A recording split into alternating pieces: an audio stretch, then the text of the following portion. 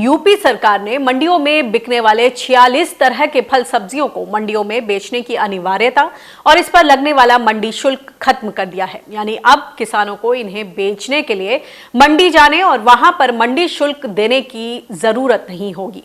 अब किसानों को केवल 7 सब्जियों पर मंडी टैक्स देना होगा। इसमें आलू, प्याज, टमाटर, अदरक, लहसुन, मिर्च और नींबू शामिल हैं।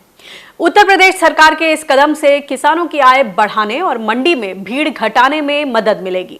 इसके अलावा मंडी ना जाने पर साग सब्जियों की लोडिंग अनलोडिंग का खर्च भी बचेगा। इतना ही नहीं, किसान बिचौलियों से बचकर अपनी फसल सीधे ग्राहकों तक पहुंचा सकेंगे और अपनी आमदनी बढ़ा पाएंगे। और मंडी टैक्स में जो ये तब्दीलियां की गई हैं, इसके क्या मायने हैं, किसानों पर किस तरह का बोझ बढ़ेगा और सरकार की तरफ से जो ये फैसला है ये कितना उचित या अनुचित है, सब पर बातचीत करते हैं। हमारे साथ किसान नेता रमनदीप सिंह मान फोन लाइन पर जुड़ गए हैं। रमनदीप जी, ये बताएं कि राजस्थान में ये टैक्स लगाया गया है और बोला जा रहा है कि ये किसान कल्याण राहत कोष होगा। कितनी राहत मिलती देखते हैं आप इस टैक्स से? देखिए अनिका जी, जो ये ओवर टैक्स इन्होंने लगाया है, तो ये लगाया है कि जो भी एग्रीकल्चर मार्केट के अंदर होगी, जितनी होती है ट्रेडिंग होती है, उसके ऊपर लगाया है। अब जितनी ट्रेडिंग होगी, अगर उसके ऊपर आपने लगा दिया, टैक्स लगा दिया, तो जो आड़ती होते हैं और जो ट्रेडर होते हैं वो अपनी उनका हिस्सा है उसके ऊपर तो वो ये अग्नि नहीं देंगे टैक्स।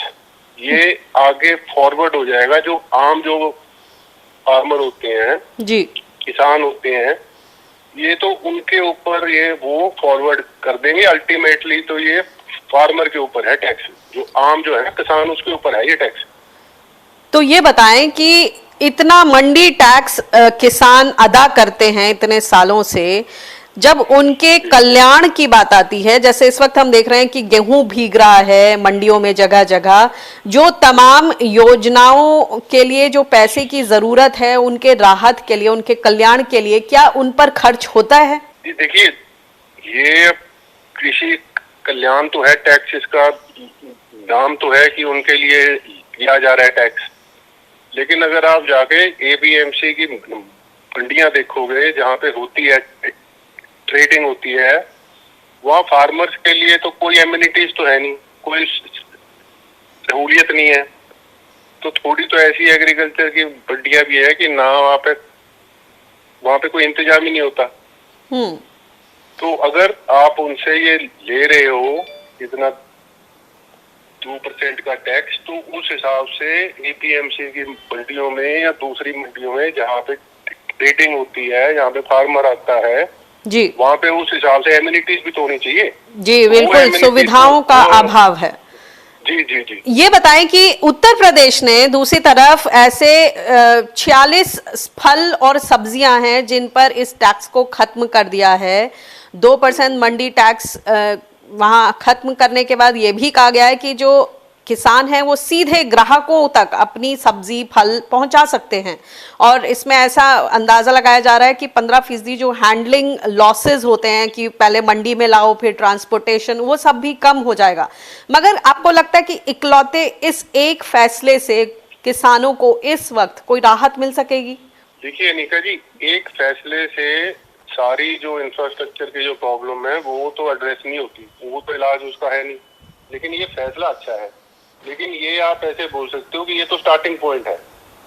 अब अगर आपने वाकई में अगर होलिस्टिक इलाज सोचना है, सारी प्रॉब्लम का इलाज सोचना है, तो ये भी सोचना पड़ेगा कि जो इंफ्रास्ट्रक्चर होता है, फार्म टू फोक इंफ्रा जो स्ट्रक्चर है, उसके लिए इन्वेस्टमेंट भी होनी चाहिए। ठीक है, आप जब तक वो इन्वेस्टमेंट नहीं होती, उस टाइम तक जो ऐसे जो फैसले हैं उसका आगे कोई ज्यादा इम्पैक्ट नहीं होता। अब अगर कोई फार्मर है, किसान है, अब इन्होंने ये बोल दिया कि अगर कोई होलसेलर है, व्यापारी है, वो सीधा किसान से जाके फसल उठा सकता है जी। अब वो व्यापारी तो किसान के पास जाएगा, फसल उठा लेगा, लेकिन जो उसके जो आगे की जो फॉरवर्ड लिंकेज है उसका भी तो वो कोई इंतजाम होना चाहिए। तो इसके लिए वेयर हाउस होते हैं, स्टोरेज होती है, कोल्ड स्टोरेज होती है, रीफर के ट्रक होते हैं। जब तक ये सारी की सारी जो है ना चेन, इसमें इन्वेस्टमेंट नहीं होती, यानी कि हर कदम पर एहतियात बरतना होगा। उसमें विकेंद्रीकरण के तहत जिला स्तर पर उस तरह के फैसले लेने पड़ेंगे कि खाली मंडी टैक्स खत्म करने से और सीधा इस तब्दीली से कि सीधे वो ग्राहकों तक बेच सकते हैं किसान, इसके अलावा भी हर कदम पर व्यवस्था सुनिश्चित करनी होगी। इसमें आपने बताया कि जो भी कंपनियां सीधे किसानों से लेंगे, तो इसमें क्या गारंटी है कि वो किसानों को एक्सप्लॉइट नहीं करेंगे? उनसे मान लिया आपने 1 रुपए में लौकी ली और आगे चल के आपने उसको दुगने तिगने भाव में आगे बेच दिया, तो इस पर क्या कोई अंकुश लगाने की कोई योजना होनी चाहिए या नहीं? देखिए निका जी, बात तो ये है कि इसके ऊपर तो जो ऐसे जो ऑर्डर आते हैं, इसमें इन ऑर्डर के हिसाब से तो ऐसा वो कोई अंकुश नहीं लगेगा।